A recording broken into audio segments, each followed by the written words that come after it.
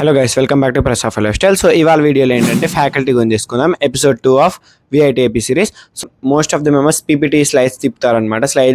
PPT బట్టి చెప్తా ఉంటారు. కొంతమంది ఇంకా మంచిగా అర్థం కావాలి స్టూడెంట్స్కి అనుకునే వాళ్ళు కానీ, లేదంటే డల్లర్ స్టూడెంట్స్ ఉన్నారు వాళ్ళకు కూడా అర్థం కావాలనుకునే వాళ్ళు కానీ మార్కర్ పెట్టి టీచ్ చేస్తారనమాట. సో ఇంకొకటి ఏంటంటే గ్రేడింగ్ సిస్టమ్ అనేది థియరీ సబ్జెక్ట్స్ అన్నిటికీ ఎస్టీఎస్ తప్ప మిగిలిన థియరీ సబ్జెక్ట్స్ అన్నిటికీ రిలేటివ్ గ్రేడింగ్ ఉంటుంది. మిగిలిన వాటికి ల్యాబ్లకి లేదంటే ఎస్టీఎస్కి అబ్సల్యూట్ గ్రేడింగ్ ఉంటుంది. ఈ గ్రేడింగ్ సిస్టంలో SABCDEF అని గ్రేడ్స్ ఉంటాయి అన్నమాట. ఈ గ్రేడ్స్ ప్రకారం మీకు ఒక్కొక్క కోర్సులో అంటే ఒక్కొక్క సబ్జెక్ట్లో మీకు వచ్చే ఆ గ్రేడింగ్ బట్టి మీకు CGPA వస్తుంది అనమాట. ఆ CGPA ఎలా క్యాలిక్యులేట్ చేస్తారు ఏంటి అనేది నేను లాంగ్ వీడియోలో చెప్పాను. సో ఆ ప్లేస్మెంట్స్ గురించి 2 క్లారిఫికేషన్స్ అయితే ఇస్తున్నాను. యావరేజ్ ప్యాకేజ్ 14 కాదు 4.3 అట్లాగా చాలామంది చెప్తా ఉన్నారనమాట. దాని గురించి ఒక్కొక్క వెబ్సైట్లో ఒక్కొక్క రకంగా ఉంది.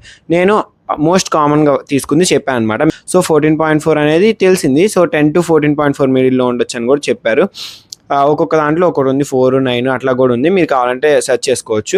ఇంకోటి ఏంటంటే 96.26 LP అనేది ఆఫ్ క్యాంపస్ వచ్చిందన్నారు. నేను పెట్టిన 2 వీడియోస్లో కూడా అది ప్లేస్మెంట్స్లో వచ్చిందనే విషయం కూడా నేను చెప్పలేదు. అది ఆఫ్ క్యాంపస్లో వచ్చిందని చాలామంది నాకు కూడా చెప్పారు. సో నేను విఐటిఏపీలో హైయెస్ట్ ప్యాకేజ్ వచ్చిందని చెప్పాను. అది కూడా ఈమెయిల్ని ఆధారపట్టుకొని చెప్పాను. అసలు ఆ గ్రేడ్ ఎలా తీసుకుంటారు అనేది నేను లాంగ్ వీడియోలో డీటెయిల్గా చెప్పాను అనమాట. వాటి కోసం డీప్ డీటెయిల్స్ కోసం లాంగ్ వీడియో చూడండి. లింక్ బయోలో ఉంటుంది, ఛానల్ లింక్.